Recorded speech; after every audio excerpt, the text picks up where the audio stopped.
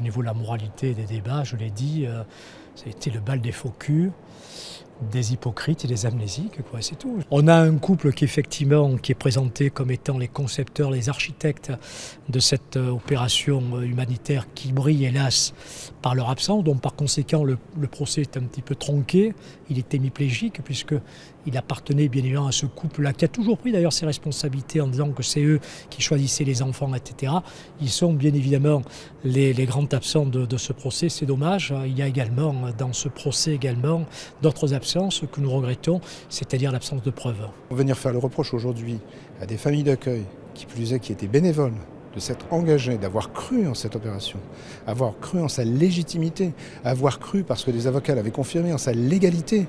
Venir dire aujourd'hui, vous êtes responsable d'une infraction pénale dont vous devez répondre par 8 mois d'emprisonnement, même avec sursis, 8 mois d'emprisonnement, eh bien effectivement, ça me paraît extrêmement disproportionné. Nous avons tous été entendus, on a entendu toutes les parties civiles, on a entendu tous les témoins que tout le monde a voulu entendre.